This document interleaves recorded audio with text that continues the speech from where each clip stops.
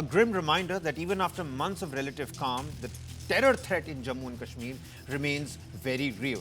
A Jammu and Kashmir police head constable, Ashik Hussain Qureshi, was shot by terrorists in broad daylight in South Kashmir's Anantnag whilst deployed on the Amarnath Yatra security duty. The attack took place around 12:30 this afternoon, sending shockwaves across the valley at a time when one of the country's largest annual pilgrimages is underway under an unprecedented security blanket.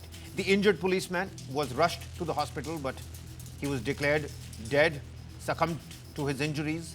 What makes this attack that we saw in the afternoon particularly significant is not just the loss of a brave policeman in the line of duty, but it's also the timing here, because the Amarnath Yatra has been progressing with massive security deployment. Intelligence agencies, the army, the CRPF and the Jammu and Kashmir police, they've all collectively maintained a tight security grid to prevent precisely these kind of attacks. Yet terrorists managed to strike a policeman on Yatra duty in broad daylight before escaping from the scene. And soon after the attack, security forces, they've sealed the entire area. The intelligence grid has been laid out. Reinforcements were rushed in, and they've all collectively launched a massive search operation to track down the attackers. We've got a CCTV footage as well from the area that is now being examined, whilst investigators are piecing together the sequence of these events. The Resistance Front, or TRF, a proxy outfit linked to the Pakistan-based Lashkar-e-Taiba, has claimed responsibility for the attack, but it's not been corroborated yet. Security agencies are verifying that claim as part of the investigations, but that massive and major sweep and manhunt, needless to say, is on. This story, it did not end in Anantnag.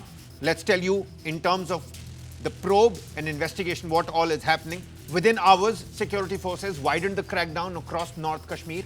You had in Sopore, police launched one of the largest preventive operations seen in the recent months. More than 70 suspected overground workers, or the OGWs, they were detained for questioning. Similar and simultaneous raids happening in various other localities. We're learning the Shopian police have also detained about 100-odd people.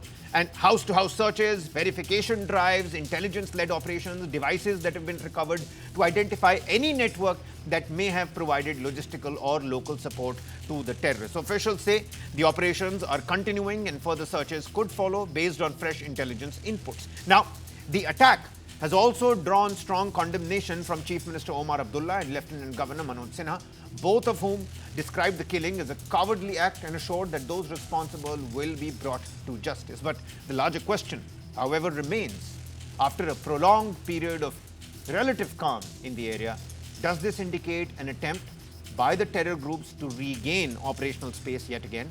Was this a standalone strike or part of a larger network still operating in the valley? And can intelligence-led operations that we've been seeing for so long dismantle these support structures before they strike again and in time?